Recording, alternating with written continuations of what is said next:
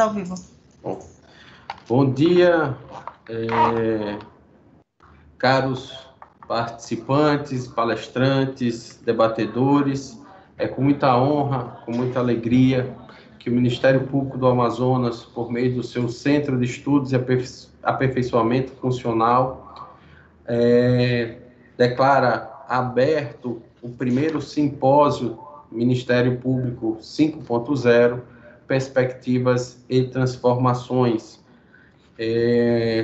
Antes de passarmos para as tratativas quanto ao simpósio na parte acadêmica, eu gostaria de destacar e agradecer a colaboração de vários setores para o sucesso que foi a abertura na noite de ontem no Teatro Amazonas, em que nós tivemos a felicidade de, num momento de pandemia, no final do ano, conseguirmos reunir a nossa instituição para assistir a um espetáculo tão bonito e tão significativo quanto a Caixa Mágica de Natal, apresentada pela Secretaria Estadual de Cultura, a quem nós, desde já, apresentamos os nossos agradecimentos.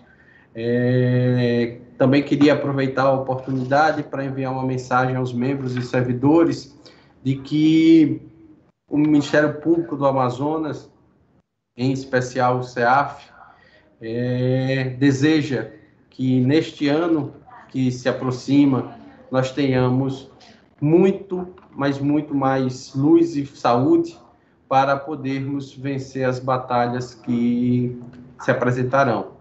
A mensagem que fica da abertura cultural do simpósio MP 5.0 é que mesmo diante das transformações que a tecnologia traz e que a interação com as máquinas nos obrigam, a humanidade jamais sairá de cena, porque apenas o ser humano é capaz de amar, e o amor, nesse aspecto, é o que nos motiva a seguir nesse caminho de busca pelo aperfeiçoamento, pelo aprimoramento das relações humanas e sociais.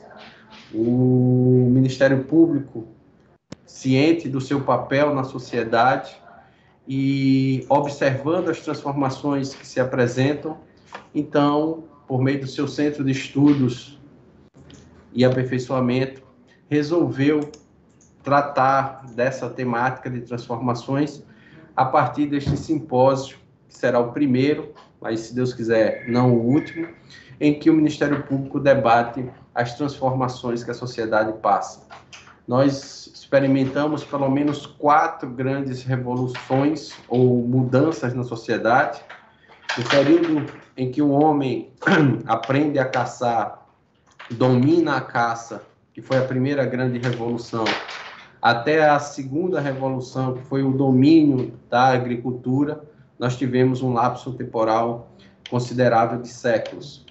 A partir do domínio da agricultura e a construção da Revolução Industrial, nós também tivemos um lapso de tempo considerável, com alguns séculos, ainda que menor, entre a primeira e a segunda.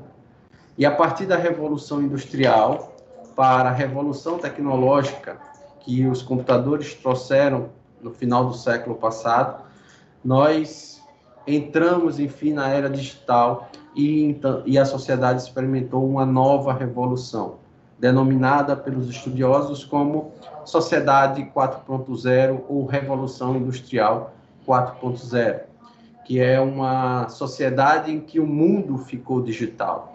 As informações navegam na velocidade da luz, a troca de informações com as pessoas já não se faz mais nos moldes anteriores. O mundo se conecta, o mundo passa a estar na palma da nossa mão. E nesse aspecto, o smartphone ganha uma notável repercussão. E agora, pouco menos de 20 anos depois da transformação da sociedade nessa sociedade de informação, nós já vivemos a aproximação de uma nova era, que evidentemente não acontecerá da noite para o dia e nem ocorrerá de maneira inopinada, mas que nós precisamos estar atentos,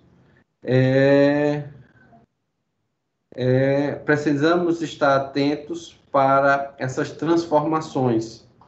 E o mundo hoje, com a hiperconectividade, em que as informações são enviadas com muita velocidade e o mundo inteiro é uma grande massa de dados, reflete na nossa sociedade. Se nós formos pensar, quando falamos em sociedades em rede, por exemplo, nós precisamos compreender que as pessoas, hoje em dia, se aproximam, as pessoas se aproximam e se unem em torno de novas sociedades digitais, de modo que o Estado já não tem os mesmos contornos de antigamente, de modo que a própria ideia de soberania acaba vulnerada por essa nova realidade. E nesse cenário nós precisamos entender qual o papel do Ministério Público. A Constituição nos outorgou uma missão da mais importante no artigo 127.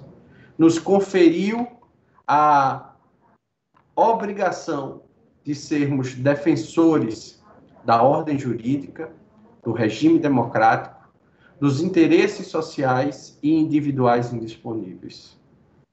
Nos incumbiu da missão de ser o defensor da sociedade. Nos incumbiu da missão de olhar para a sociedade e servi-la com amor e com afinco. Só que a sociedade que o Constituinte nos deu para guardar e proteger em 88 mudou. E essa mudança traz, por obrigatoriedade, uma reflexão sobre o novo papel do Ministério Público. Muito se fala em resolutividade. Muito se fala em construção de novas tecnologias. Vivemos um período em que a pandemia acelerou sobremaneira o uso da tecnologia. Este simpósio, por exemplo, está acontecendo no formato até o início do ano sequer cogitado, porque nós estamos reunindo no mesmo ambiente várias pessoas que se encontram quase que vulnerando a lei da física de estarem presentes em dois locais ao mesmo tempo. É o que o Pierre Levy trata do seu livro do que é virtual. Né? O mundo se virtualizou. Nós estamos aqui e ali, por meio da tecnologia, interagindo constantemente. E o Ministério Público precisa encontrar os seus atalhos e, nesses atalhos, se conectar com a nova sociedade. Essas perspectivas geram transformações importantes, transformações que levarão o Ministério Público a um novo patamar, para que ele não seja superado, para que ele não se torne anacrônico, para que ele não se torne dispensável. Ele precisa continuar fiel à sua missão, mas compreendendo que a sociedade destinatária do serviço do Ministério Público já não é a mesma. E por não ser ela a mesma, nós devemos, portanto, começar a pensar como vamos lidar com essa transformação que virá. Antes da pandemia, eu poderia dizer que ela viria nos próximos 5, 10 anos. Após a pandemia, em que tudo mudou e todos nós fomos obrigados a construir um novo normal, essa transformação já se abrevia. Ela se implantará muito mais rápido do que a gente imagina. Portanto, é com esse desejo e com esse objetivo que o Centro de Estudos e Aperfeiçoamento do Ministério Público, funcional do Ministério Público do Amazonas, pretende trazer para esta atividade, para este simpósio, vários temas que podem e devem ser pensados acerca do agir do Ministério Público. E foi pensando nisso que nós construímos a programação, que contará com 3 dias de atividades, né, manhã e tarde, em que nós conseguimos a participação de várias pessoas de renome nacional e local, como o ministro Mauro Campbell, a professora Fernanda Marinella, o doutor Otávio Paulo Neto, o professor Hugo Mazzilli, o doutor José Roberto Farias, doutor Vitor, doutor Max Cohen, doutor Roberto Delgado, doutora Cláudia Taia, doutor Henrique Rosa, doutor André Epifânio e doutor Rogério Sanches, para debaterem cada um sobre os seus aspectos gerais, desde a lei de improbidade até a atuação do Ministério Público na parte criminal, passando invariavelmente pelo uso das tecnologias, tanto de inteligência artificial quanto de conectividade.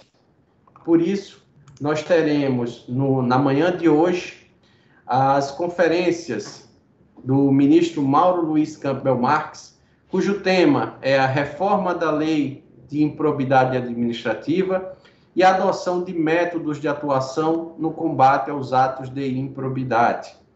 Essa conferência terá como debatedor o Dr. José Roques Nunes Marques, procurador de Justiça aposentado do Ministério Público. E aqui vai um destaque. Dr. José Roques sempre foi um membro do Ministério Público que nos orgulha por ter integrado a carreira. Em que pese esteja na aposentadoria, continua lembrado pelo valoroso trabalho que fez. Então, essa é uma forma que o CEAF também encontrou de dizer àqueles colegas que por aqui passaram e que deram uma grande contribuição para a instituição, o quanto que a instituição é agradecida por essa passagem e que continuarão sendo lembrados. Teremos, em seguida, após a conferência do ministro Mauro Campbell, a segunda conferência, que será o tema Ministério Público, aperfeiçoamento e efetividade na fiscalização de políticas públicas na era digital, que terá como conferencista a professora doutora Fernanda Marinella Souza Santos, conselheira do Conselho Nacional do Ministério Público, também diretora da Unidade Nacional de Capacitação do CNMP. E para debater com a professora Fernanda Marinella, nós teremos a honra de contar com a doutora Jussara Maria Por Deus e Silva, nossa corregedora-geral, procuradora de Justiça, uma das mais bem preparadas procuradoras do nosso Ministério Público, uma pessoa que também nos orgulha muito por integrar os nossos quadros e, com certeza, terá grandes debates e discussões com a professora Fernanda Marinella, aumentando em muito a profundidade do tema debatido. Já durante a tarde, a partir das 14h30, nós teremos hoje a terceira conferência, que será a investigação ministerial na era da informação, que terá como conferencista o doutor Otávio Paulo Neto, promotor de justiça e coordenador do GAECO MP da Paraíba, um dos membros do Ministério Público mais atuantes nacionalmente na parte de tecnologia e inovação quanto à investigação ministerial. E para debater com o doutor Otávio Paulo Neto, nós também trazemos uma colega marcante na atuação da proteção ao patrimônio público, a doutora Neide Regina Demóstenes Trindades, uma procuradora, atualmente procuradora de justiça, mas com um espírito sempre aguerrido de promotora de justiça, de quem faz o bom combate, de quem se dedica à causa pública, ao combate à corrupção, à proteção do patrimônio público, e que também trará com o doutor Otávio Paulo Neto grandes discussões sobre esse modo de agir do Ministério Público. E para fechar o dia de hoje, nós teremos a honra de contar com o professor Hugo Nigro Mazzilli na 4ª conferência com o tema O Ministério Público e os Desafios do Século XXI. O professor Hugo Mazzilli, procurador de justiça aposentado do Ministério Público de São Paulo, também trará grandes inovações e discussões sobre o Ministério Público neste século XXI. E será debatedor com ele o nosso também querido colega João Gaspar Rodrigues, que é atualmente promotor de justiça e assessor no Gabinete de Assuntos Jurídicos, no GAG Institucional do MP, doutor em Direito, autor de várias obras, e com certeza o doutor João Gaspar trará questões muito interessantes para serem debatidas com o professor Hugo Mazzilli.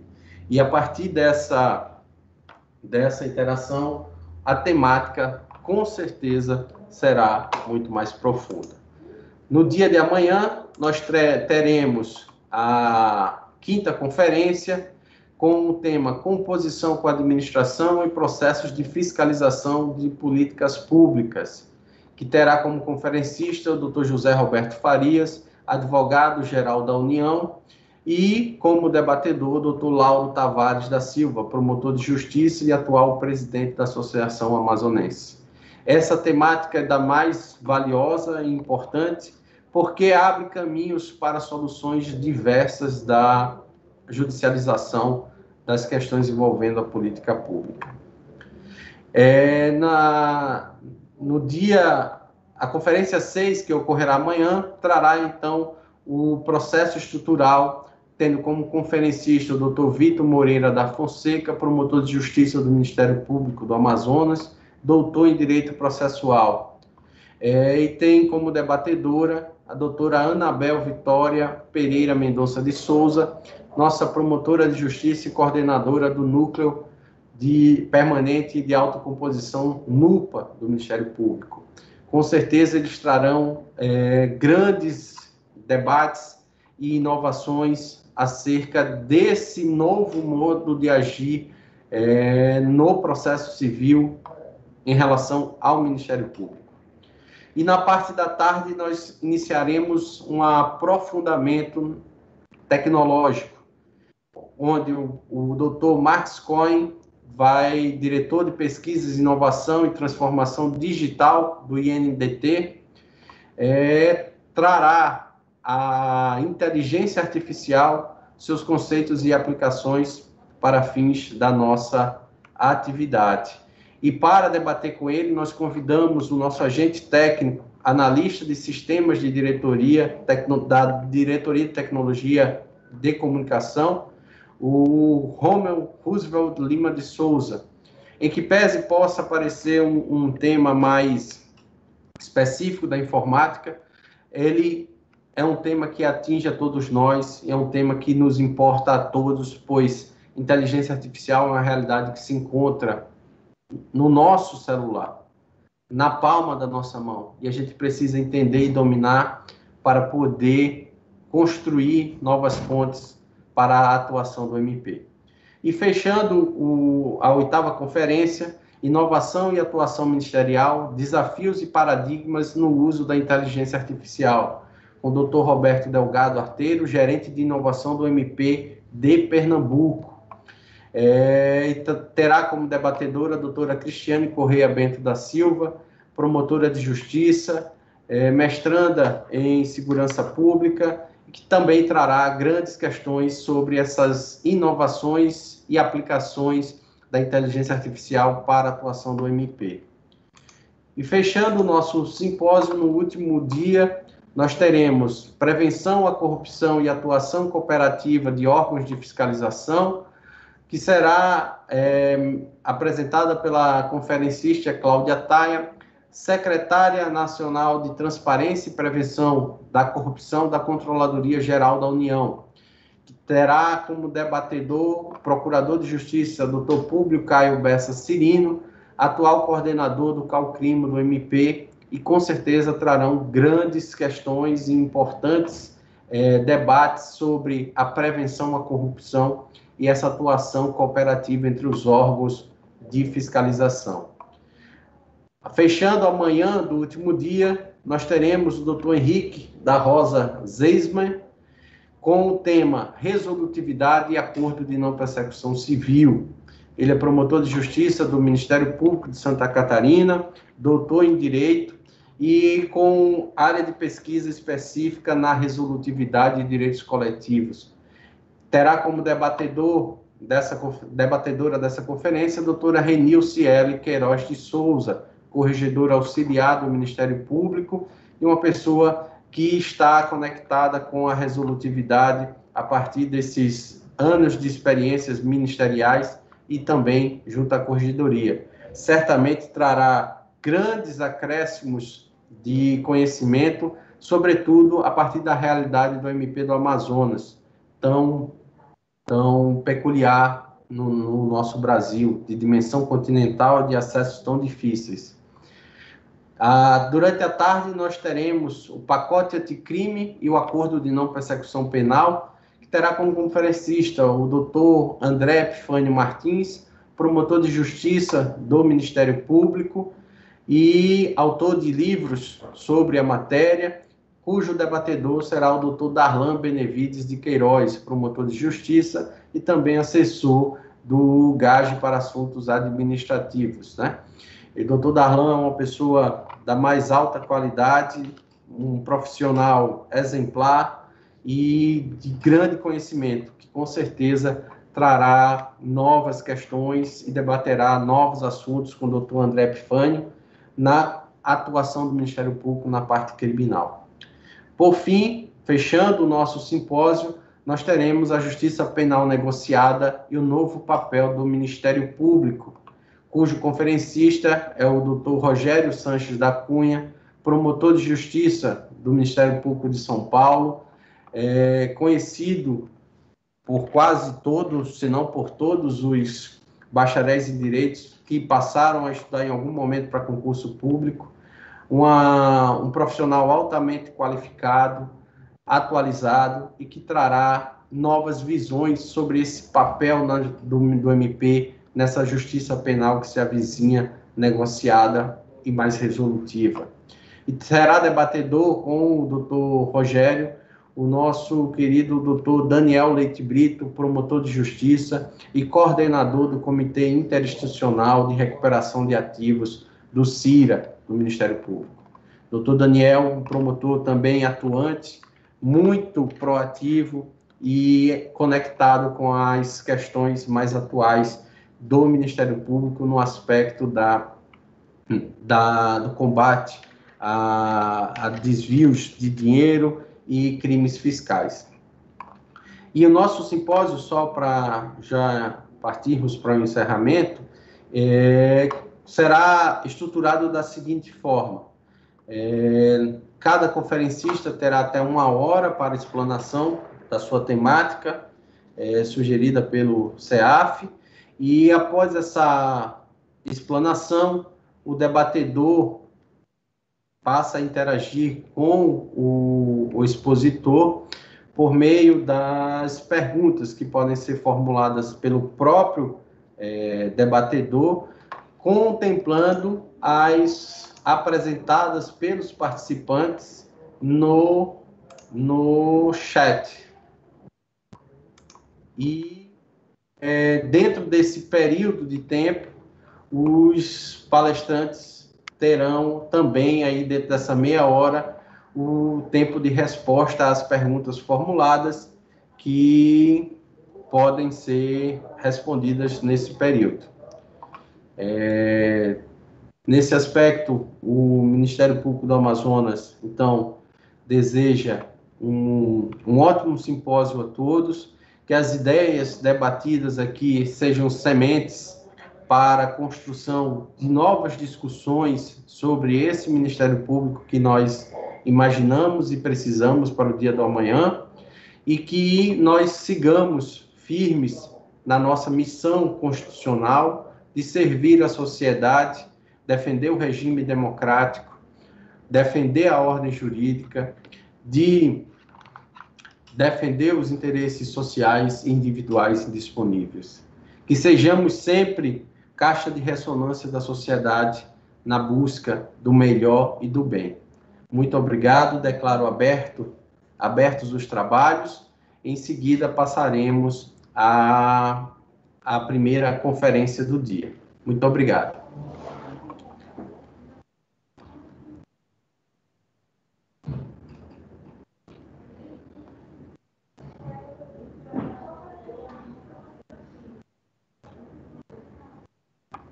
Juliana. Não conseguimos, deu problema. A gente vai mandar um interno nosso aqui para ele acessar. Tá, mas ó, eu estou no ar ainda? Tá, senhor. Está transmitindo, não tem como cortar. Ah, tá. Só para informar, nós tivemos, tecnologia também tem isso, né? Nós passamos ontem o dia inteiro testando, mas nós tivemos uma pequena dificuldade agora no acesso de um dos conferencistas, mas isso já está sendo resolvido e em alguns segundos nós passaremos a conferência em si. Eu queria aproveitar então para destacar que na noite de ontem o CEAF lançou a sua plataforma de ensino à distância. Enfim, nós entramos no circuito nacional dos ministérios públicos que possuem uma plataforma exclusiva de capacitação totalmente online. Uma plataforma que trará, de certa forma, grandes benefícios a toda a instituição, uma vez que os conteúdos ministrados não se perderão no tempo, se tornarão perenes e acessíveis por toda a instituição, 24 horas, 7 dias por semana, 30 dias por mês, 365 dias por ano. E, além disso, a nossa plataforma, com a produção de conteúdos próprios, permitirá também um intercâmbio maior da nossa doutrina com o resto do país. Obviamente que a ferramenta digital tem as suas dificuldades, mas também representa grandes oportunidades, sem, contudo, superar totalmente a ideia da atividade presencial. E, em razão disso, o CEAF, na manhã de ontem, também enviou para todos os membros do Ministério Público o seu plano de ação para o ano seguinte, né, o ano 2021, contemplando as temáticas já apresentadas e expostas por todos os consultados nas pesquisas que foram realizadas. O que eu posso afirmar é que o CEAF terá por enfoque a atuação tanto administrativa quanto ministerial extrajudicial, promovendo oficinas, cursos, capacitações que tenham por objetivo a construção desse Ministério Público diferenciado, desse Ministério Público com capacidade de alta resolutividade. E aqui nós damos boas-vindas ao ministro Mauro Campbell.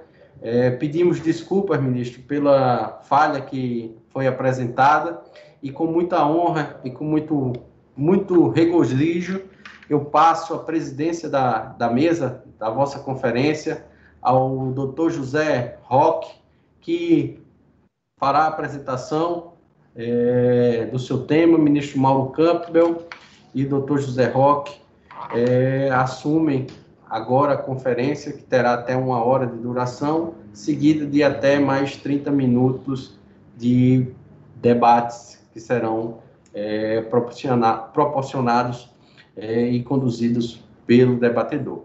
Muito obrigado. Estão me ouvindo bem? Estão me ouvindo bem? Sim, ministro, estamos ouvindo. Ótimo. A gente vai já entrar ao vivo o doutor Zé Roque, na presidência da mesa, e aí o senhor já pode, aí ele passa a palavra para o senhor e a gente inicia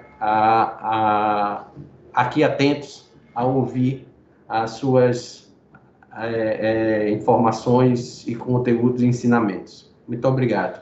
Obrigado. Muito bom dia a todos. Alegria participar deste primeiro simpósio 5.0 do nosso Ministério Público do Estado do Amazonas. Quero cumprimentar aqui todos os membros do Ministério Público pelo dia de ontem, um dia tão especial para todos nós. E uma alegria ainda maior de estar aqui participando neste momento como debatedor para assistir à conferência do ministro Mauro Campbell. Um orgulho do Ministério Público do Amazonas. E aqui estou vendo a companhia da nossa querida doutora Jussara Maria Por Deus e Silva. Entramos juntos no Ministério Público com muito orgulho, com muita satisfação. Foi um período de muitas histórias para se contar, momentos extraordinários. Vivemos juntos no Ministério Público. É um Ministério Público que viveu a Constituição de 88, né? O Ministério Público aguerrido. Esse é o Ministério Público que eu digo que Ministério Público raiz, né? Então, trago isso com muita alegria. Quero cumprimentar aqui também o doutor Alessandro Samartim, que hoje dirige o nosso Centro de Aperfeiçoamento Profissional. Quero cumprimentar todos os colegas que estão participando deste momento. Ministro Mauro Campbell, que será o primeiro conferencista, um membro que ingressou no Judiciário pelas portas do 5º Constitucional do Ministério Público, que para nós de muito orgulho e para minha satisfação pessoal, tive a oportunidade de trabalhar lado a lado no período em que passou pela Procuradoria-Geral.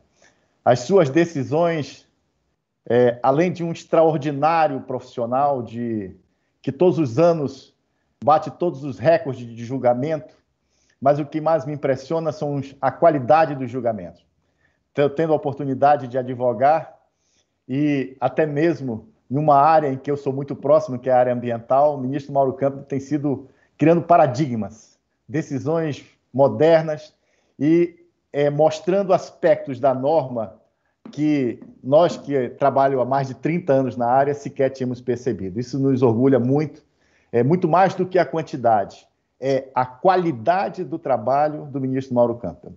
E não me cabe aqui fazer uma conferência paralela, mas apenas apresentar. O ministro Mauro Campbell fará a palestra sobre a reforma da Lei de Improbidade Administrativa e a adoção de métodos de atuação no combate aos atos de improbidade. O ministro Mauro Campbell presidiu a Comissão de Reforma à Lei de Improbidade Administrativa, que hoje tramita no Congresso Nacional, e certamente nos brindará aqui com mais uma das suas palestras, que já assisti várias, mas sempre me traz a empolgação de assistir uma nova palestra, tal é o conteúdo que sempre nos apresenta.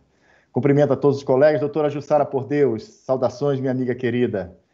Trabalho extraordinário junto a esta corregedoria. Um abraço a todos os membros da corregedoria. Ministro Mauro, fique à vontade, tenha o tempo de 1 hora. Estamos aqui entre amigos. Somos... o Ministério Público do Amazonas é a sua casa, tenho certeza disso. Fique à vontade. Bom dia, muito bom dia a todos. Bom dia, Roque. Uma saudação especial a você, querido amigo. Você lembrava aqui que você e Jussara entraram junto na instituição.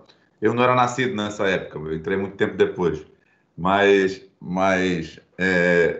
convivemos no Ministério Público, é claro. Uma saudação à nossa eminente Procuradora de Justiça, doutora Jussara Maria Por Deus e Silva, Corregedora-Geral do Ministério Público, também querida amiga, companheira de tantas lutas e batalhas por um Ministério Público cada vez mais resolutivo. Saúdo o doutor Alessandro Samartim, que vindo das plagas alagoanas também engrandece o MP dos amazonenses, agora chefiando o Centro de Estudos e a Aperfeiçoamento Funcional do MP do Amazonas, o CEAF, por onde passaram figuras extraordinárias do MP, e lembro bem aqui da figura de Marcos Vinícius Guedes de Lima, que homenageio todos os membros que atuaram com afinco e dedicação ao Ministério Público do Amazonense. O Dr. Marco Vinícius seguramente foi um deles. Chefiou o CEAF no meu primeiro mandato como Procurador-Geral de Justiça do Amazonas. Mas eu primeiro quero realmente saudar todos os membros do MP do Amazonas e aqueles que nos assistem nessa semana de aniversário do Ministério Público Brasileiro.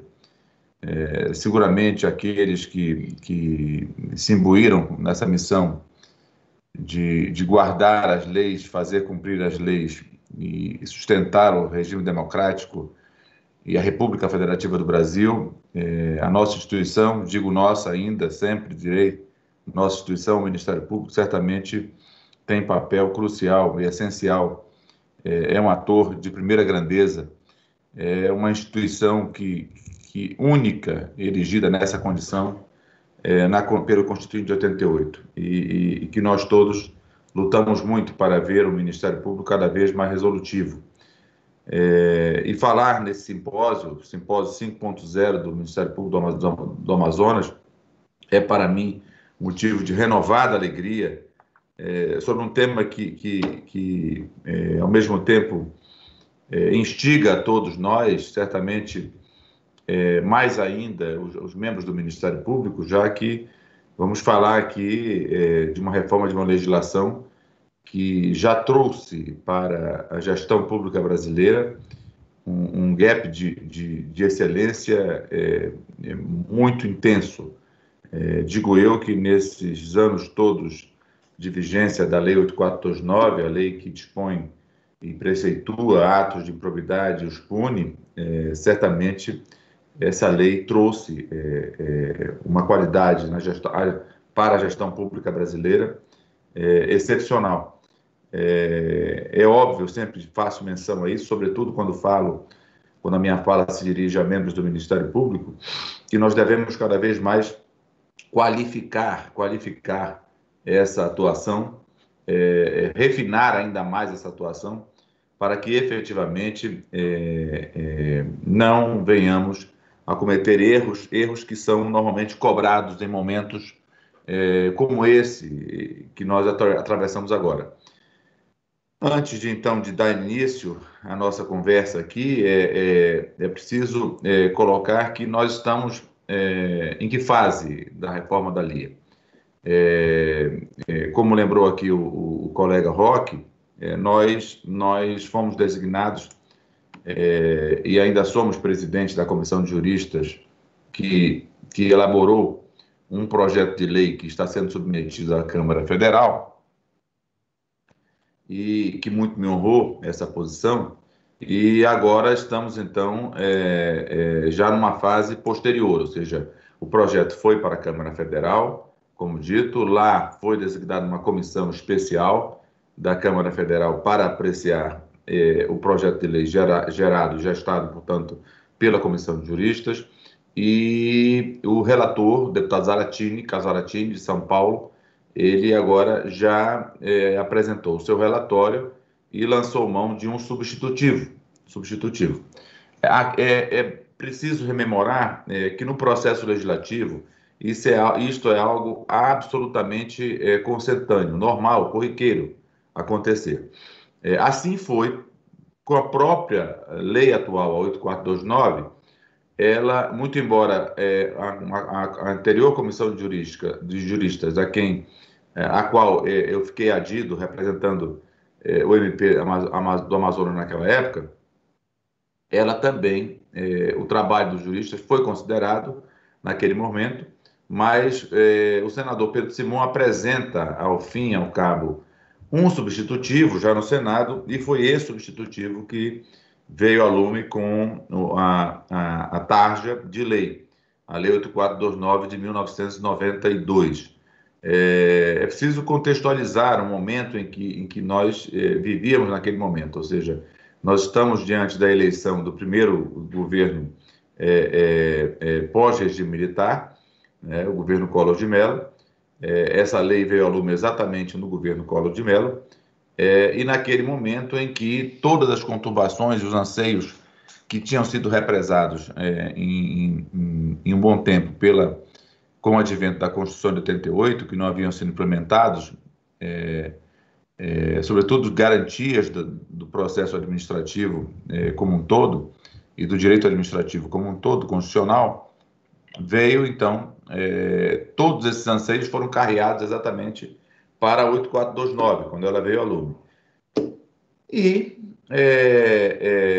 o próprio Judiciário, além de eventuais falhas de membros do Ministério Público atuantes naquele momento, o que é muito normal, ou seja, era uma novidade, ou seja, você tratar de uma lei com sanções de tamanho gravame, como suspensão de direitos políticos, enfim, indisponibilidade de bens, esta não como sanção, mas previamente, cautelarmente, para garantir o efeito de uma eventual condenação, essas novidades todas sofreram, eventualmente, por falhas e até por muito preconceito, ou seja, aqueles que atuavam desde aquele momento, né, com a lei sabem que no próprio Judiciário nós tínhamos uma dificuldade muito grande disso e os juízes não viam com bons olhos no início essa legislação.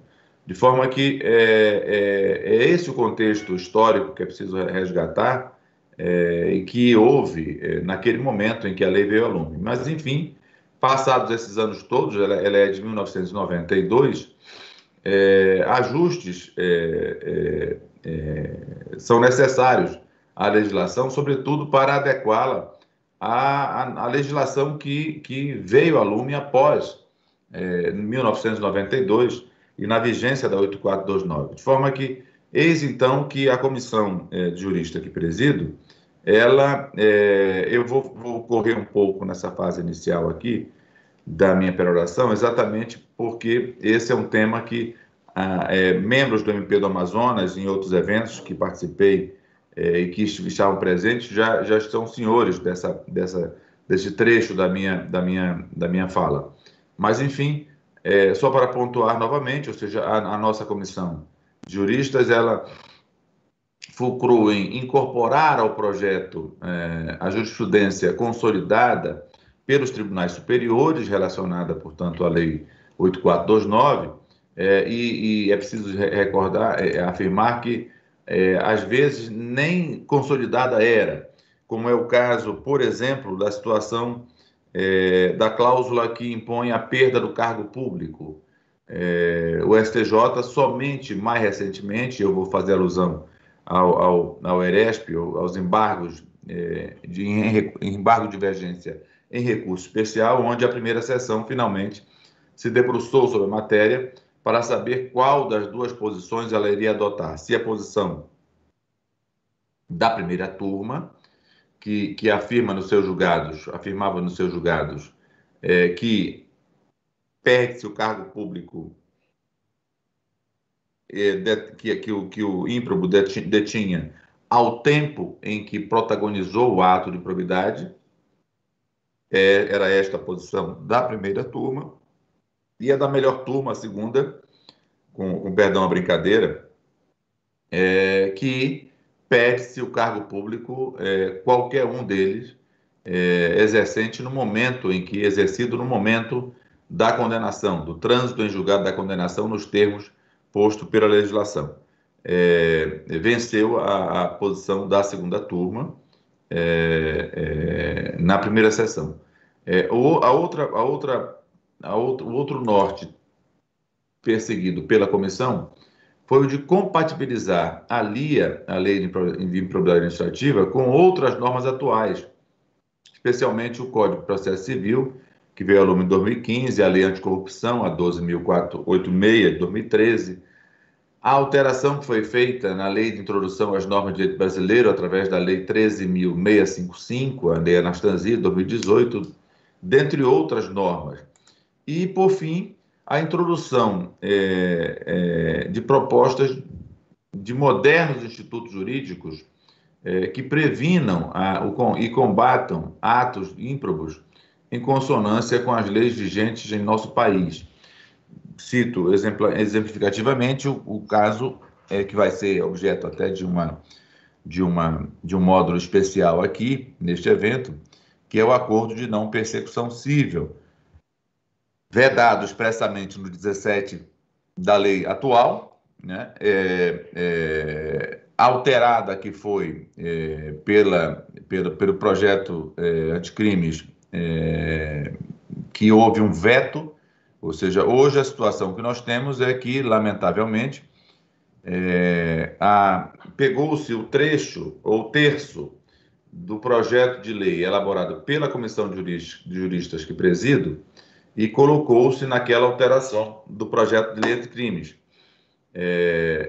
E o que aconteceu foi que o presidente da República optou por bem vetar toda a regulamentação disposta em lei, de forma que o dispositivo, como ficou, ele ficou inaplicável, a meu sentir, e, com todo respeito e vênia daqueles que divergem da opinião, tanto da Comissão de Juristas quanto do próprio STJ, já que o STJ já disse que a disposição, ainda que en passant, em julgado de minha relatoria, que não há parâmetro de ordem legal e somente por esse parâmetro de ordem legal é que nós poderíamos fixar o acordo de não persecução civil, nos termos do que dispõe o projeto de lei, embora haja uma resolução do Conselho Nacional do Ministério Público, que vem sendo aplicada por alguns estados, em algumas demandas aí, mas que, repito, o STJ, em um recurso especial de minha relatoria,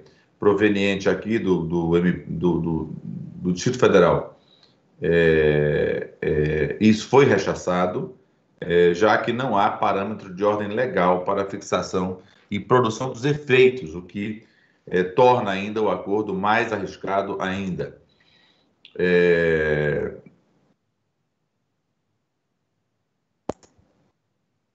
Isso está no artigo 17A do projeto de lei 10.887 de 2018.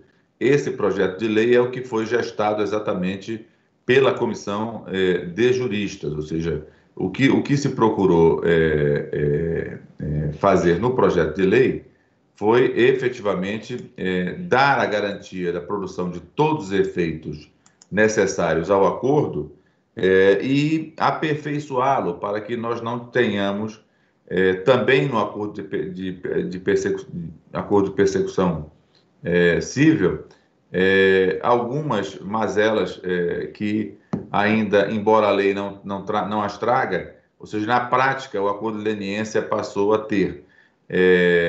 E, portanto, fixaram-se critérios que assambarcam, que protegem esse acordo no projeto de lei. Frisa-se que no substitutivo apresentado pelo eminente relator, o deputado Carlos Zaratini, trouxe o substitutivo uma alteração muito sensível. Como todos sabem, se não sabem, peço que anotem que a comissão ela fez uma opção em dar exclusividade à legitimidade do Ministério Público brasileiro como autor da ação de improbidade administrativa. Por que isso? Porque, sistemicamente, ele pode ser encerrado ou sequer começada a persecução por uma ação, já que o acordo pode anteceder a propositura da ação, até diria eu, deve anteceder, primordialmente, deve o Ministério Público só buscar o ingresso com a ação no momento em que reunir todo um conjunto probatório mínimo suficiente a intentar a ação, mas digo eu, então, que nós demos exclusividade a essa legitimidade exatamente para que lá no acordo de não persecução civil nós tivéssemos também lá o protagonismo e a exclusividade do Ministério Público com a capacidade processual de transacionar pelo Estado brasileiro. Ocorre que, no substitutivo, trouxe a novidade de que o acordo só teria validade após com a anuência da advocacia pública, desde que moldada e concebida nos estados e nos municípios, nos termos da legislação de regência. Muito bem. Faço aqui um parêntese para recordar que nas disposições trazidas pelo pelo projeto de lei elaborado pela Comissão de Juristas, esta garantia, ou melhor, essa norma, esse trecho da norma que dá mais robusteza e credibilidade ao acordo, ficou a cargo do órgão conselho, no caso dos MPs estaduais, do Conselho Superior do Ministério Público. Portanto, esse acordo, com prazo fixo de 60 dias, ele teria que ser submetido previamente, então, ao Conselho Superior, para só depois disso, na etapa seguinte, ser levado a uma eventual homologação pelo juízo competente. O substitutivo trouxe, então, essa novidade de afirmar que somente com a anuência da advocacia pública respectiva, do ente estatal respectivo, que ele teria validade. É preciso pontuar que a fase que nós estamos é a fase de fomentar ainda mais o diálogo, para que nós, ao mesmo tempo em que, como membros da comissão e presidente que sou, nós vamos sempre perseguir que o projeto elaborado pela comissão seja prevalente, mas em não sendo, se for o substitutivo, que ele venha para aperfeiçoar a lei, não para solapá-la, para revogá-la ou para derrogar em dispositivos que entendemos nós são de extrema valia para o controle dos atos administrativos e da probidade administrativa, da moralidade, enfim, de todos os demais princípios da administração pública nacional. Mas, então, nesta fase que estamos, então, começamos uma série de diálogos com os membros da Câmara Federal, exatamente para demonstrar que, por exemplo, esses dispositivos não se atentaram para a situação política que pode surgir com isto. E coloquei aos senhores deputados, imaginem que o Ministério Público os convida, eventualmente, para um acordo, às vésperas de uma eleição, de uma eventual ação de improbidade que penda de solução, e o governador do estado respectivo seja um antagonista seu, deputado. Vossa Excelência, então, ficará nas mãos do seu adversário eventual político, o chefe do executivo do estado naquele momento, para que ele determine ou autorize que a advocacia pública estatal leve a cabo e anua com os termos do acordo lavrado, quando Vossa Excelência e o Ministério Público, dono da ação, já entenderam que é um caminho razoavelmente aceitável e probo para pôr termo àquela ação. Então, este ponto, creio eu, que não com muita dificuldade, nós conseguiremos, nós não, digo, a sociedade conseguirá convencer o parlamento de que, deixando o projeto de lei in natura, ou seja, nos termos em que ele foi concebido, lá as balizas já estão todas postas para este acordo de não persecução civil sair do papel e evitar que a judicialização perdure por anos a fio. Um outro ponto que é muito sensível para a Comissão de Juristas, e entendemos nós para a sociedade como um todo, ele diz respeito ao texto do substitutivo que trata da prescrição. Lembrando, a Comissão de Juristas, ela optou por fixar um prazo prescricional de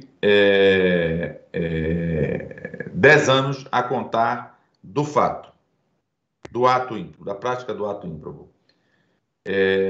A intenção da comissão foi evitar qualquer jogo com esses prazos a postergar ainda mais o debate sobre a prescrição, que é muito comum demorar anos a fio até chegar ao Superior Tribunal de Justiça e ele impor os limites necessários a esses julgados. De forma que essa foi a opção feita pela comissão, fixar em 10 anos a contar da data do fato ímprobo. Isso já solaparia a situação causada com as reeleições, ou seja, em que os atos praticados ao tempo de um primeiro mandato de 4 anos, com a potencialidade de uma reeleição, necessariamente nós teríamos uma atividade política de controle político do gestor muito intensa a evitar a possibilidade de que estes fatos viessem a lume ainda no primeiro mandato, por exemplo. Mas ainda que eles fiquem debaixo do tapete, digamos assim, por 2 mandatos, ou seja, nós teríamos ainda 2 anos pela frente, após a reeleição, para que houvesse a ação de improbidade e o ato fosse apurado e consubstanciado em uma condenação, acaso haja prova suficiente para isto. Então, essa situação da prescrição, o substitutivo, a meu sentir, ele é extremamente preocupante e gravoso. Explico. O substitutivo apresentado pela Câmara, ele traz a previsão de 5 anos a contar da data do ato praticado, tá? E outros 5 anos para uma prescrição intercorrente. Disse eu, em um primeiro diálogo com os eminentes deputados, que isso é revogar a lei de improbidade. Posto desta forma, a lei estará absolutamente revogada. Há, inclusive, levantamentos que as senhoras e os senhores podem ter acesso no Conselho Nacional de Justiça, no CNJ, que demonstram inequivocamente que esses prazos absolutamente não há como chegar ao STJ nenhuma dessas ações com menos de 5 anos. O que importaria em dizer que haveria um anistiaço absoluto em todas as ações de improbidade de qualquer natureza, ou seja, não importa por quais dos artigos, se 9, 10 ou 11, necessariamente no STJ eu desconheço qualquer recurso especial, salvo aqueles que venham por ocasião de agravo, dos despachos iniciais de recepção da ação de improbidade e que tratam normalmente da indisponibilidade de bens. Todos os demais recursos especiais que chegam da matéria-prima, efetivamente, já de uma eventual condenação por improbidade administrativa, nós desconhecemos qualquer um desses processos recursos que cheguem ao STJ com menos de 5 anos da propositura da ação, ou mais ainda da prática do ato, da data da prática do ato ímprobo. Então, a luta aqui dos membros da comissão e o diálogo que nós travamos com os membros da Câmara Baixa da República, da Câmara Federal, no sentido de repristinar a integralidade do projeto de lei apresentado. Notem bem, um dos pontos que os senhores deputados e as senhoras deputadas apresentam para justificar essa medida tão recrudescedora quanto à prescrição é seguramente o que diz respeito a que a ação de improbidade ela é proposta pelo membro do Ministério Público, federal ou estadual, não importa, enfim. Há uma primeira repercussão política do fato inequívoca,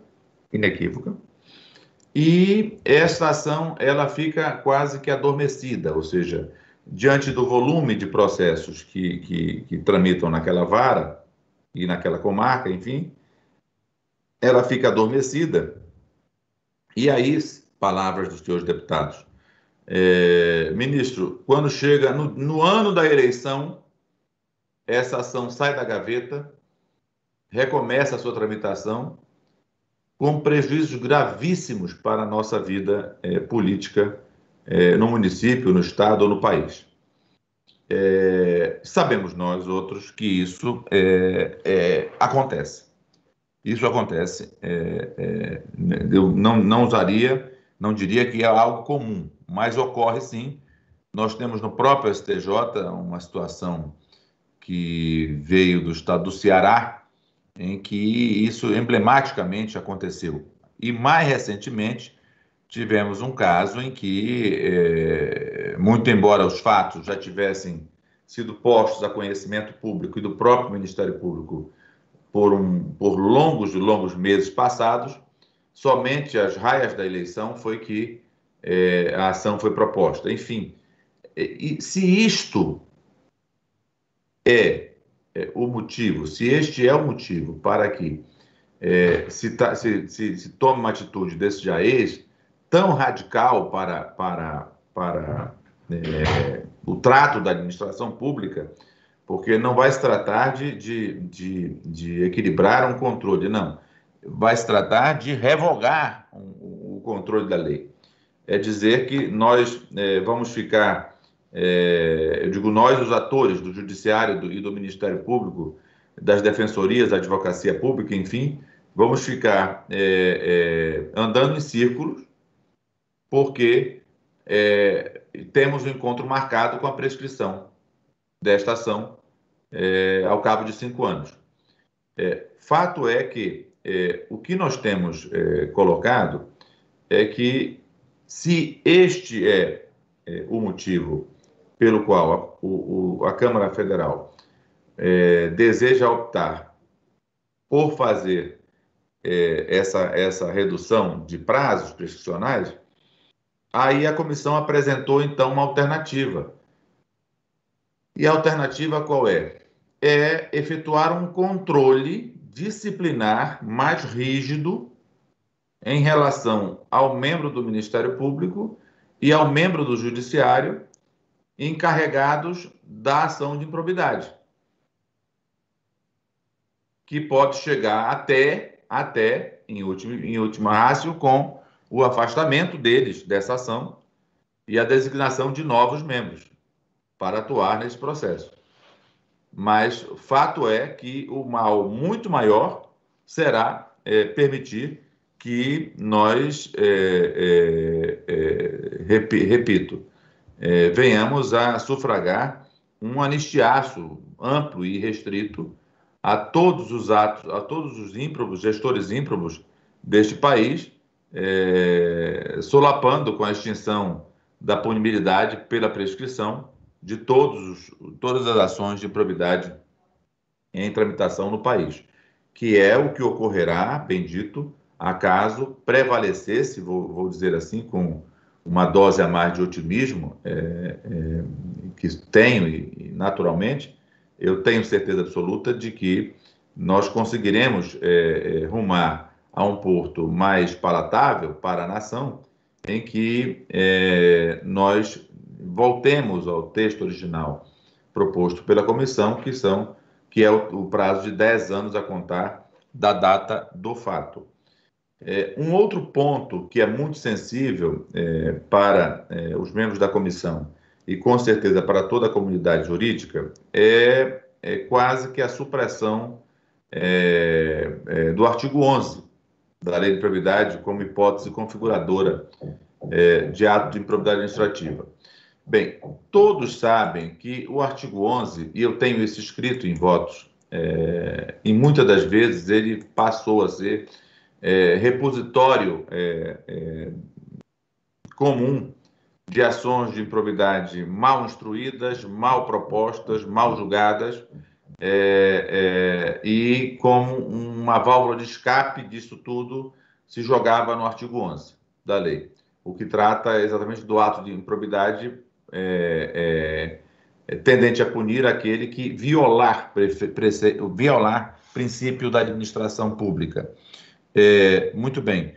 Lembremos-nos que esse tipo é um tipo essencialmente abertíssimo, ou seja, e a consequência natural disso é uma repulsa,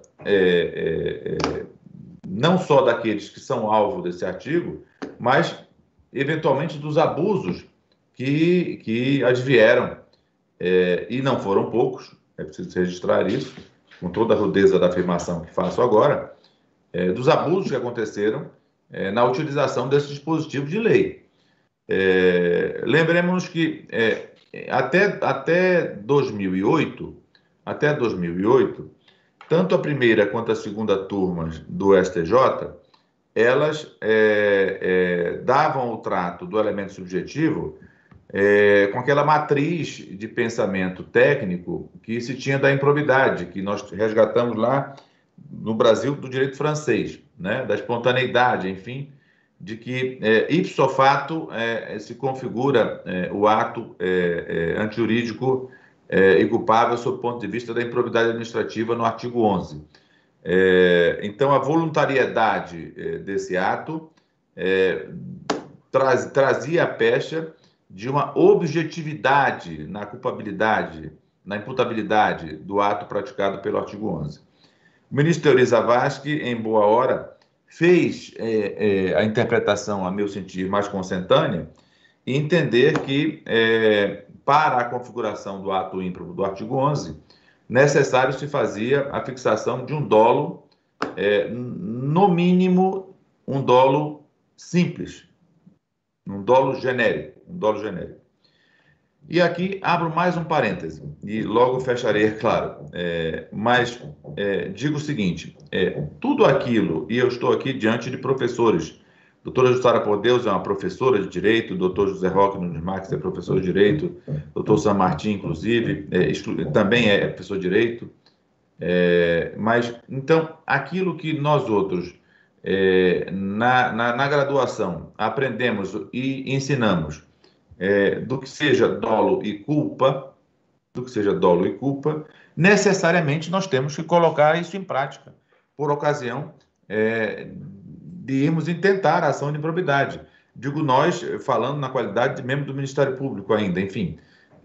Nós não podemos fazer algo dissociado desses dogmas técnicos que nós fixamos e aprendemos nos bancos escolares da Faculdade de Direito, e olvidarmos esses conceitos básicos para dizer o seguinte, olha,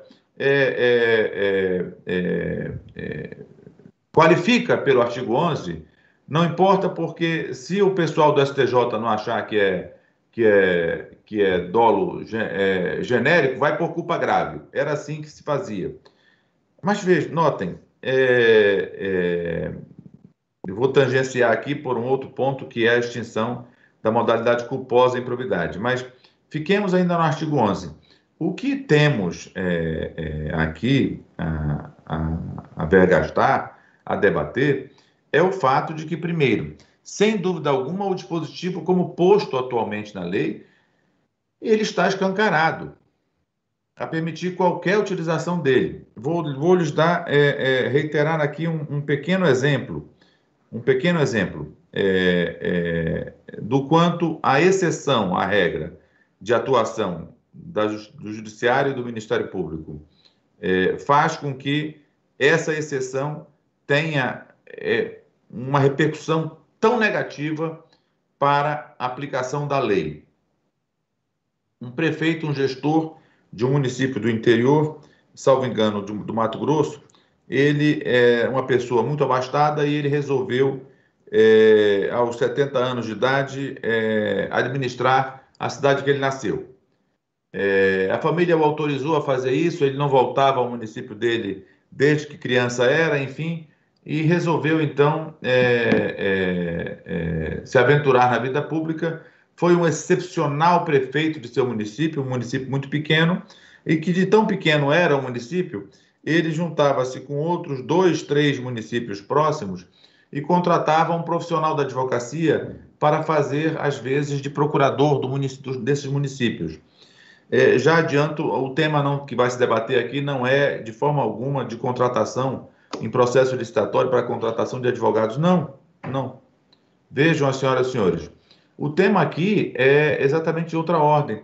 É que o promotor de justiça que chegou a esse município, ele entendeu por entrar com uma ação de improbidade e que restou julgada procedente contra o prefeito municipal, porque esse advogado contratado, muito embora o MP reconhecesse na sua petição inicial que lavrou os seus trabalhos jurídicos com extrema maestria, ele não recolhia a OAB há 1 ano. Eu vou repetir. Pelo fato do profissional da advocacia não estar em dia com a OAB, com a OAB, o gestor público foi condenado por ato de improbidade. Então, é exceção, sem dúvida alguma. Eu reitero aqui, é exceção. Essa não é a face do Ministério Público brasileiro, que pode se retirar da aplicação da 8429. Mas são atitudes como essas que não podem viger sob pena de se abrir um flanco extremamente prejudicial no momento em que nós vivemos agora, por exemplo, em que no diálogo e no debate havido público na comissão de deputados e deputadas que aprecia o projeto gestado pela comissão de juristas, nós levamos lá horas a fio debatendo, e este foi um dos casos somente em que se tratou naquele momento, né? E que se falava naquela oportunidade. Mas se o membro do Ministério Público receber ajuda de custo para ir fixar sua residência na comarca e lá e não morar, não fixar residência, ele cometeu ato de improbidade também, ministro. E eu vou responder o quê? Sim, é um ato de improbidade. Então, bom senso, razoabilidade, racionalidade, temos de ter em qualquer situação, e sobretudo numa situação em que esta lei, como sabido, traz sanções de extrema gravidade ao gestor público. Quando elas são aplicadas, e muito bem aplicadas, ao gestor efetivamente ímprobo, aí não há nenhum problema, mas o fato é que muitas e muitas das vezes, somente ao chegar ou bater as portas do STJ, é que a correção de rumos é lançada. De forma que, voltando ao artigo 11, o que a comissão de juristas propôs, a meu sentir, já permitiu com que o tipo ficasse um pouco mais fechado, já que nós balizamos efetivamente, até trouxemos cláusulas a exigir do membro do Ministério Público proponente da ação um cuidado extraordinário, excepcionalíssimo na propositura da ação, com elementos mínimos efetivamente de convicção para intentar esta ação. Então, o projeto produzido projeto de lei produzido pela Comissão de Juristas, nesse particular, também se fixou com extremo profissionalismo para que não houvesse nenhum tolimento à atuação do Ministério Público brasileiro no controle da atividade de gestão pública e a aprimorasse, obviamente, mas, sobretudo, aprimorasse a propositura da ação. Então, veja, quando o projeto de lei, quando o substitutivo, lançado pelo deputado Zaratini, o que ele fez? Ele simplesmente suprime o artigo 11. Ele suprime o artigo 11. Nós lançamos, então, uma contraproposta pela Comissão de Juristas, que é, então, além de todas aquelas cláusulas, aqueles diques de contenção, digo eu, fixados no projeto de lei que os juristas elaboraram, vamos agregar mais um. A necessidade do dolo específico para a configuração do tipo do artigo 11. Isto foi lançado. Não, a propósito, hoje à noite eu devo ter uma reunião com o deputado Zaratini e com o deputado Ricardo Barros, que é o líder do governo na Câmara. Ricardo Barros, só uma alusão aos colegas amazonenses, San Martín não residia em Manaus, talvez não desconheça esse fato, mas Jussara e Roque vão se recordar do secretário de Turismo do governo de Gilberto Mestrinho, quando fui lá atrás, secretário de Estado de Justiça e depois de Segurança Pública. O Silvio Barros II é irmão do Ricardo Barros, deputado federal pelo Paraná, e o Silvio Barros, depois que voltou de Manaus para o Paraná, sua terra natal, após ter sido secretário de Estado de Turismo do Amazonas, presidente da Ematur, enfim, era uma pessoa que trabalhava e corretamente trabalhou aí em Manaus. Ele foi prefeito de Maringá, terra dos Barros, no Paraná, durante 2 mandatos, salvo equívoco. Enfim, só uma breve alusão para saber de quem eu estou lidando. Esta é a razão pela qual eu tenho alguma proximidade para diálogo mais facilitada com o deputado Ricardo Barros, que é líder do governo. E vamos tratar com Suas Excelências, senhores deputados, exatamente para tentar chegar a um consenso, ou se não consenso, ou seja, não permitir que haja um retrocesso no que pertine ao artigo 11, para evitar a sua revogação. Um outro ponto que a Comissão de Juristas se debruçou e que o substitutivo manteve foi a extinção da modalidade culposa da improbidade administrativa. Sem dúvida alguma, esse é um dos pontos muito polêmicos. Na Comissão de Juristas, ele foi também muito polemizado, ou seja, não houve uma deliberação unânime dos membros da comissão. Foi por maioria que foi tomada essa atitude. Mas houve duas posições. A primeira, de ordem dogmática, ou seja, dizer, uma das críticas que se coloca, mas isso seria um fomento muito grande à corrupção, que é o passo seguinte à improbidade. E a comissão sempre relembra, ou seja, não há o tipo penal de corrupção, seja ele qual for, se passiva ou ativa, culposamente, ou seja, ninguém é corrupto por negligência, imperícia ou imprudência. Este foi o norte dogmático para a extinção da conduta culposa em improbidade administrativa. Mas mais ainda, sob o ponto de vista prático, de ordem prática, voltemos ao que eu disse ainda há pouco aqui, aos eminentes professores de direito que estão na sala. Saber o que é dolo, o que é culpa e aplicá-lo na vida prática nessas ações. Seja qual for o levantamento que for feito no STJ, há primeiro uma acusação indevida ao STJ, que o STJ teria fixado como culpa grave para a configuração do ato de improbidade administrativa. Muito bem.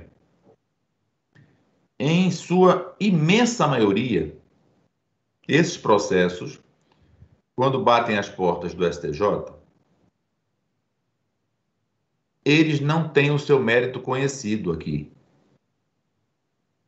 Normalmente, nós sufragamos a posição do tribunal de origem, já que aqui no STJ não podemos nos imiscuir em saber o que é lícito, o que é ou não prova, o que é ou não fato.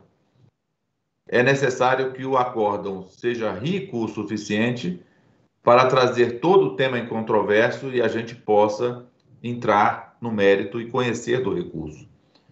De forma que o STJ fez, na verdade, foi sufragar as teses onde o elemento subjetivo culpa grave veio fixado da origem. Na origem. Agora, aquilo que escapar desse crivo, e aí é um desafio lançado aqui a todos, verifiquem, porque o que vai restar para a pesquisa, para o estudo, eu tenho absoluta convicção que um professor de direito vai chegar à conclusão de que não era uma culpa grave a conduta, e sim o dolo, e no mínimo um dolo eventual. Repito, nós não podemos descurar da boa técnica, sobretudo quando estamos diante de um diploma legal que pode banir da vida pública por 8 anos um político, um gestor público. Que se for ele ímprobo, ótimo. Mas se ele não for ímprobo, ele receberá esse ônus, essa carga negativa na sua vida pública, que dificilmente possibilitará o seu retorno para ela. De forma que o que nós temos no STJ produzido em matéria de atos de improbidade praticados com o elemento volitivo culpa, repito, foram posições lançadas em acórdãos originários de tribunais regionais federais ou de tribunais de justiça, em que os recursos não foram conhecidos no STJ. Aqueles que eventualmente foram conhecidos, normalmente, o que se tem ali, o elemento volitivo, é o dolo. Dou-lhes um exemplo. Tomemos, por exemplo, na assentada da segunda turma, em que ela reverteu a posição em 3 votos conduzidos por mim, na sessão, para fixar que, para a prática do artigo 11, necessariamente nós teríamos que ter o elemento subjetivo dolo genérico, até aquele momento, eu estou falando de 2010, 2009, 2010, até aquele momento nós admitíamos que a culpa, no artigo 11, configurava o ato de improbidade. Eram 3 recursos, um deles de Goiás, e veja qual era a modalidade culposa do ato. Uma professora da zona rural de um município de Goiás, aqui, ela dava aula para crianças, educação básica, e o ônibus escolar que recolhia nas fazendas, nas porteiras das fazendas, as crianças até levar ao barracão onde ela dava aula, ele quebrou todo, desmontou ao atravessar um riacho. Isso estava na petição. Bem, o que fez a professora? A professora saiu recolhendo, fez um abaixo-assinado. Ela fez um abaixo-assinado em que os pais das crianças assinaram ou colocaram seus polegares, enfim, naquele abaixo-assinado. Isso também estava encartado aos autos. Para que o prefeito disponibilizasse um ônibus para substituir e as crianças não ficarem sem aula. Muito bem. O que fez o prefeito? Notem bem, o prefeito removeu essa professora desse lugarejo para a outra extremidade do município. E por isso ele foi processado por improbidade administrativa. É preciso abrir aqui um parêntese. O prefeito já havia recebido um volume monetário suficiente para comprar 10 ônibus escolares para esse município, do programa do governo federal. E ainda assim puniu a professora dessa forma. Senhores, isso não é um ato culposo. Isso é um ato doloso. E assim foi meu voto vista, em contraposição o da relatora, que, salvo engano, neste caso, era Eliana Calmon. E realinhou posição para a condenação do prefeito, que vinha absolvido da origem. É um ato doloso e ele foi condenado pelo artigo 11. O outro caso era da terra dos avós do José Roque Nunes Marques, Sena Madureira. Não é isso, Roque? A sua mãe era de lá, salvo engano.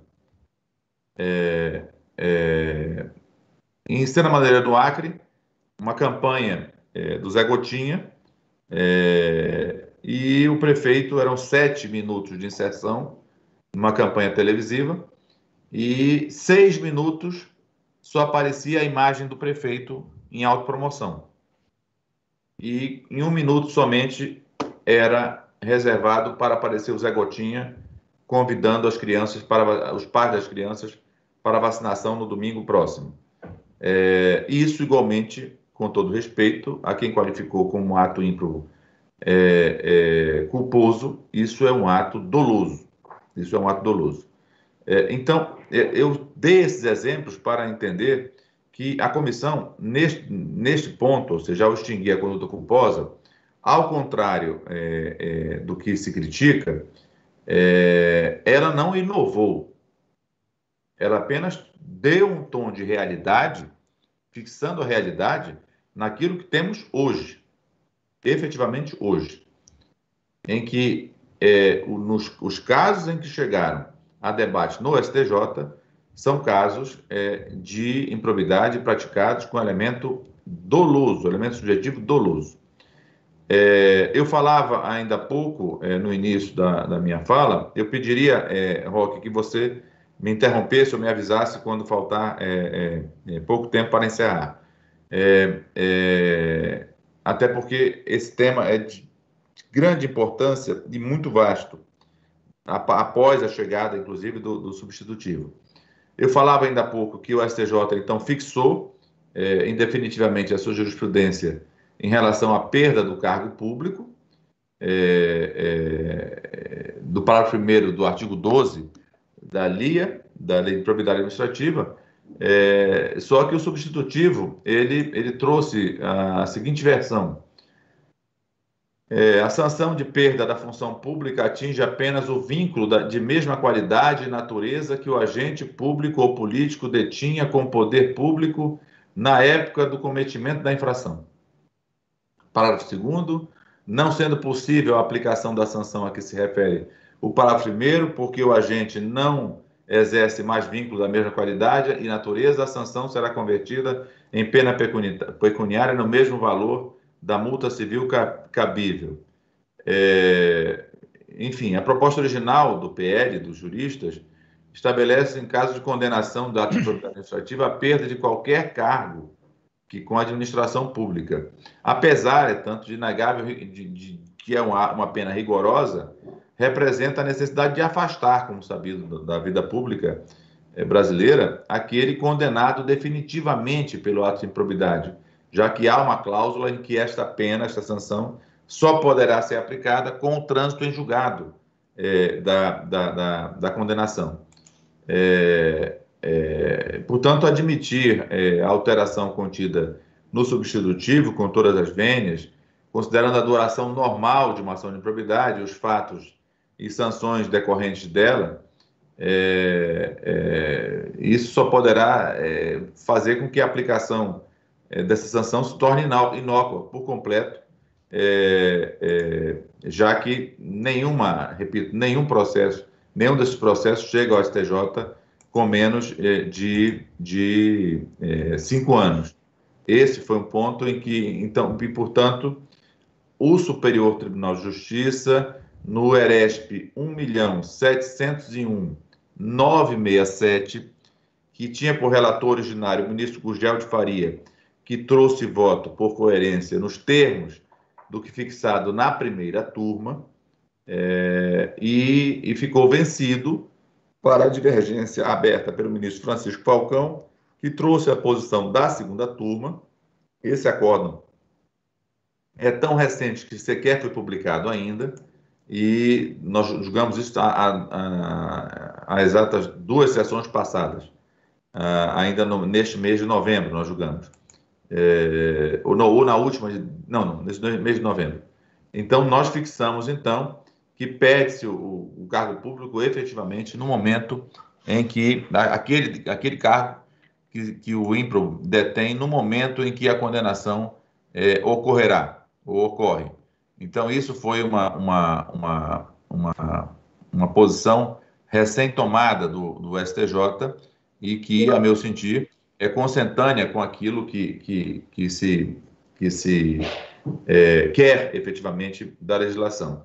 Eu estou sendo avisado aqui pelo Alessandro Samartim de que eu já estou próximo ao encerramento, mas como apanhado geral, eu quero primeiro reafirmar aqui, na qualidade de presidente da Comissão de Juristas, que ainda sou, e adido, essa comissão trabalha adida à Câmara Federal, exatamente para que a gente possa travar esse diálogo constante com os deputados e deputadas e efetivamente trazer, produzir algo melhor e mais consentâneo com aquilo que a população espera e aguarda, e seguiremos nesse eito, ou seja, de lutar para que haja necessariamente uma conjugação de esforços com a defesa e primazia de defesa do interesse público aqui.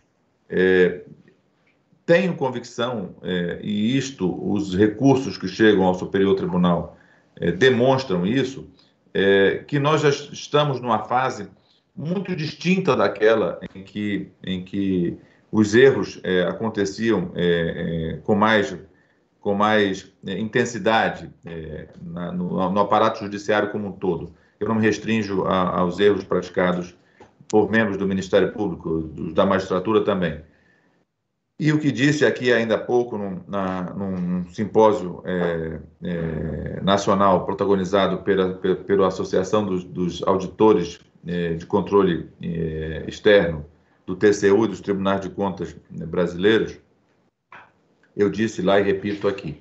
Ou seja, nós temos hoje avanços extraordinários, o Superior Tribunal de Justiça cumprindo com o seu dever de uniformizar e basilar a aplicação desta norma, mas com a altíssima responsabilidade de não fazer afugentar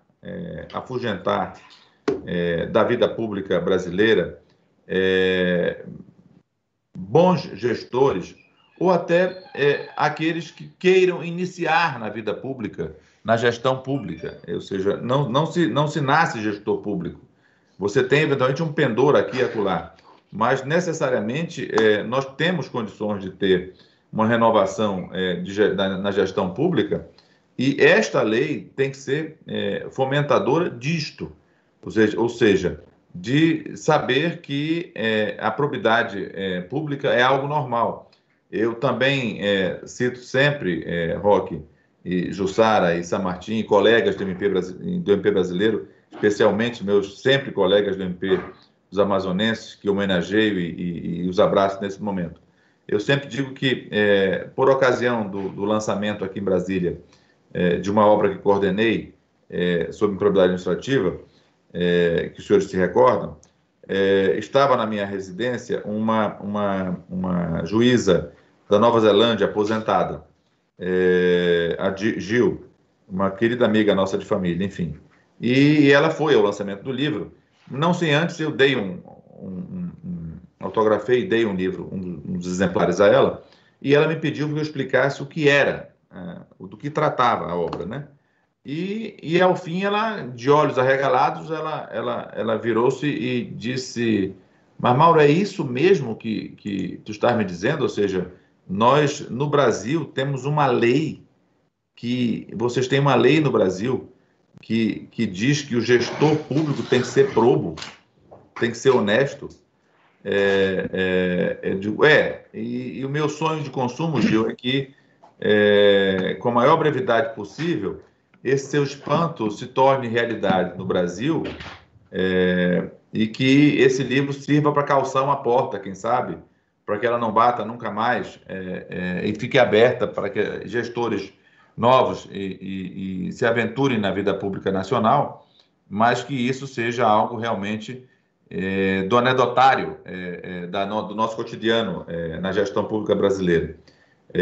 Penso que o momento é um momento ainda delicado na tramitação desse projeto, mas, repito, confio muito no diálogo político, ou seja, Roque e Jussara e eu tivemos a aventura de participarmos da transição política deste país, lá da Constituição antiga para a nova Constituição, e bem sabemos que o Ministério Público criado pelo Constituinte de 88 não tem parâmetro no mundo inteiro. Não há no mundo inteiro, por qualquer estudo que se faça, algo congênere ao Ministério Público criado para os brasileiros. E nós outros promotores de justiça, de então capitaneados pelo eminente Procurador-Geral de Justiça,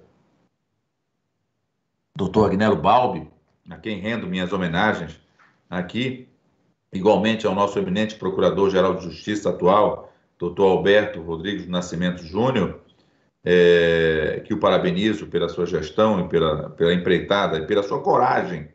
Eu disse ao Alberto que eu não sei se teria coragem, tanta coragem assim de administrar um Ministério Público nos tempos atuais.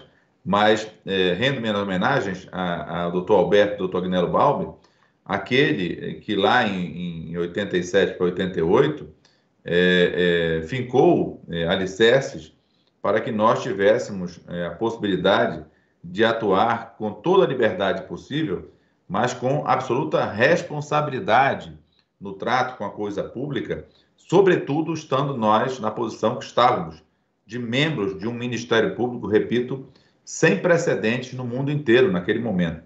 Então, o que se quer, na verdade, hoje, é aprimorar os serviços prestados pelo Ministério Público brasileiro, e nós temos, os membros do MP brasileiro possuem em mãos várias normas capazes de alicerçar essa atuação com maior profissionalismo e competência, mas essa lei de improbidade é uma delas, é uma das normas que, sem dúvida alguma, repito, trouxe um avanço para a gestão pública brasileira, não pode sofrer nenhum vilipêndio capaz de desnudar a sua intenção de prover os cargos públicos da gestão brasileira com pessoas probas, mas, sobretudo, o que se requer é racionalidade, razoabilidade da atuação de membros do Ministério Público e de magistrados brasileiros. Com essas brevíssimas considerações que nada contribuem para esse grandioso evento que é o Simpósio 5.0, que homenageia o Ministério Público brasileiro, mas na pessoa de vocês, queridos amigos e membros do MP dos Amazonenses, que tenho muita emoção em dizer que foi aí que eu me realizei como homem público que sou, e foi graças à minha atuação aí no MP dos Amazonenses, junto ao povo do Amazonas, atuando como servo do povo do Amazonas, que eu me qualifiquei um pouco para chegar aonde cheguei aqui no Superior Tribunal de Justiça. E aqui também permanecer balizado com a mesma probidade que naturalmente nós, servidores públicos, temos que dar bons exemplos à sociedade brasileira. Agradeço a todos, muito obrigado mesmo. Ministro Mauro, nossos agradecimentos, parabéns aí pela essa explanação, parabéns por presidir a comissão. Certa vez estava com um grupo de promotores da área da improbidade, na época ainda quando estava sendo construído o projeto, e alguns preocupados com essa reforma, eu disse, não se preocupem, conheço o ministro Mauro Campbell e ele veste a camisa do Ministério Público e veste a camisa da probidade. Esse susto que a juíza da Nova Zelândia tomou tem uma razão de ser. Entre 144 países do mundo, a Nova Zelândia, juntamente com a Noruega, ocupam o primeiro lugar na questão da probidade administrativa. O Brasil, lamentavelmente, ocupa a 72ª, com uma nota baixíssima. A percepção de corrupção, apesar de toda a normatização, ela ainda é muito presente no nosso dia a dia, né? Mas não é um fenômeno novo, ministro Mauro. E aí eu pesquisei rapidamente e me lembrei do padre Antônio Vieira, em que naquele famoso sermão do bom ladrão, né, na presença dos reis, em toda a monarquia, toda a monarquia portuguesa presente, ele sai com esta pérola: levarem os reis consigo ao paraíso, os ladrões, não só não é boa companhia, não é companhia indecente, mas ação tão gloriosa e verdadeira real, que com ela coroou e provou mesmo Cristo a verdade do seu reinado, tanto que admitiu na cruz ser rei. Aí diz, mas o que vemos praticar em todos os reinos no mundo em vez de reis levarem consigo os ladrões ao paraíso, os ladrões são os que levam consigo os reis aos infernos. A salvação não pode entrar sem perdoar o pecado. E o pecado não se pode perdoar sem restituir o roubado. Então, veja que há mais de 400 anos o país discute a questão da improbidade. Padre Antônio Vieira, que aqui esteve na Bahia, mas esse discurso foi feito na igreja em um sermão lá em Portugal, presente os reis, presente a corte, nos deu uma extraordinária demonstração de como este tema é tão caro ao Brasil e pouco nós avançamos. Antes de entrar, eu tenho duas perguntas aqui a serem feitas. Eu tenho uma preocupação sempre muito forte com a própria atuação do Ministério Público.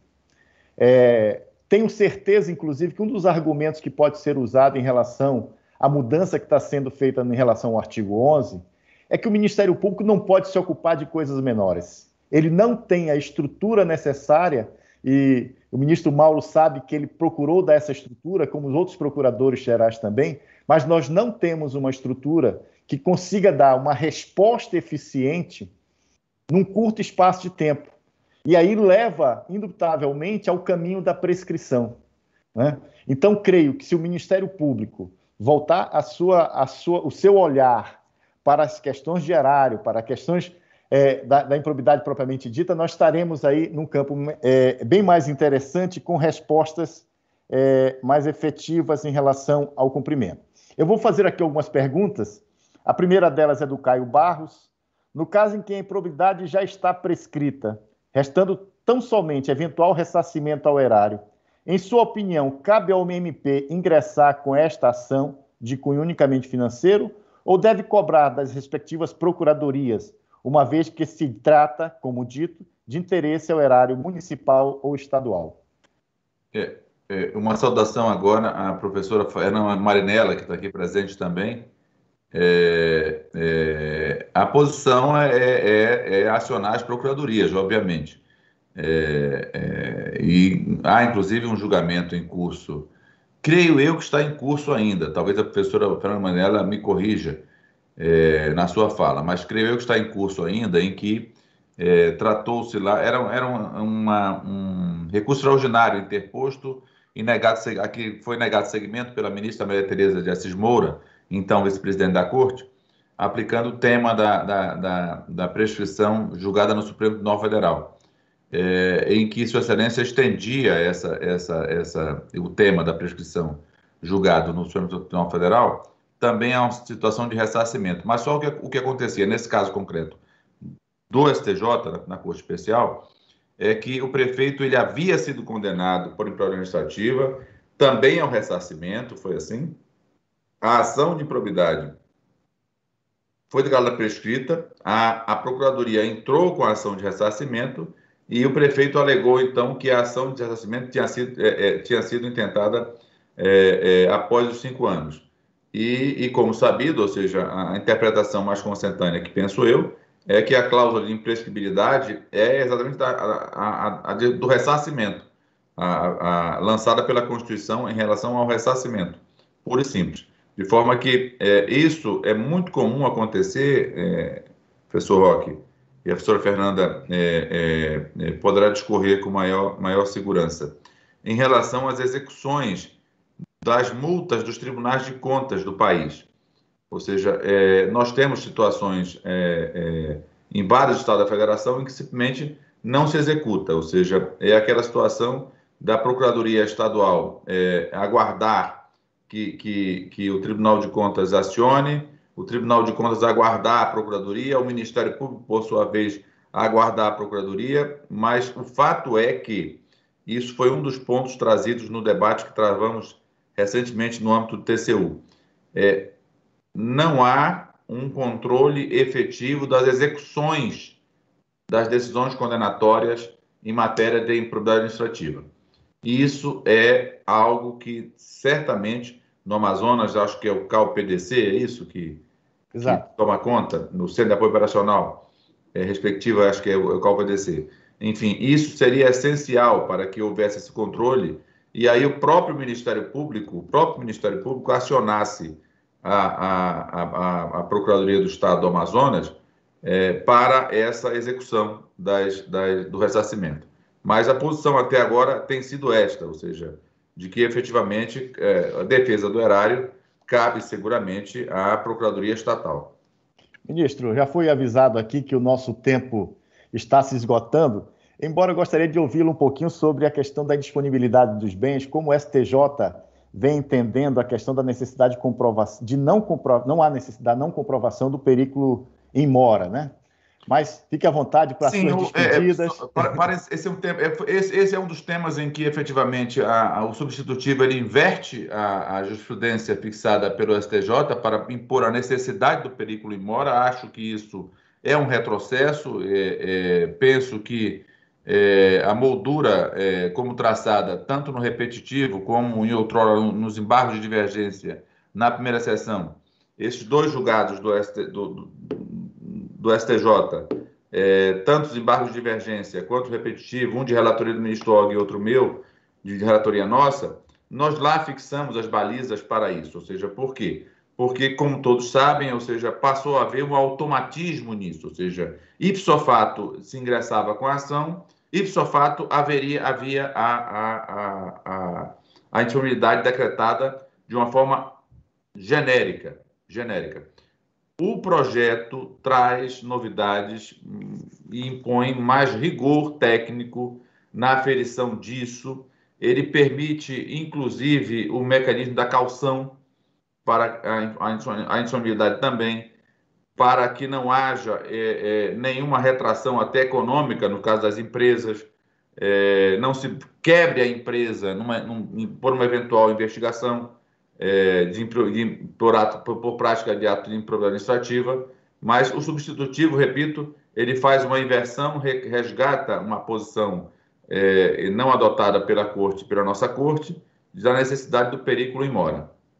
Eu agradeço e até registrar, a Fernanda sabe disso, eu vou, assim que sair deste evento, eu entro na reunião da Comissão de Juristas que elabora o projeto de lei do Código de Processo Constitucional, que é presidido sob a presidência do ministro Gilmar Mendes, e que eu fui convocado para trabalhar também nessa comissão. Mas agradeço mais uma vez a você, Roque, a Jussara e a San Martín, a todos os eminentes colegas e amigos do Ministério Público Brasileiro, especialmente um beijo muito afetuoso à promotora Vânia Marinho, minha irmã, que permanece e para gáudio dos amazonenses também no Parquet dos Amazonenses, e a professora Fernanda Marinella, que salvará com certeza amanhã de hoje com a sua brilhante conferência. Muito obrigado, ministro. Obrigado a todos. San Martín, a palavra é sua.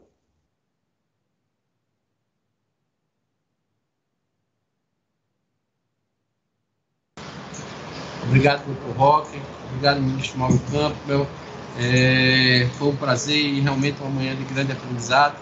O CEAF pede desculpas aos colegas que estavam na rede do MP, porque nós tivemos algumas intermitências que atrasaram um pouco os vídeos, mas esclarece que todo o material ficará disponível para consulta posterior.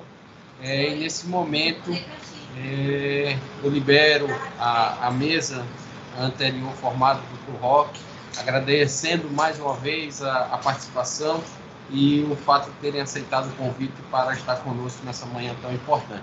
Ministro, sucesso na reunião. Dr.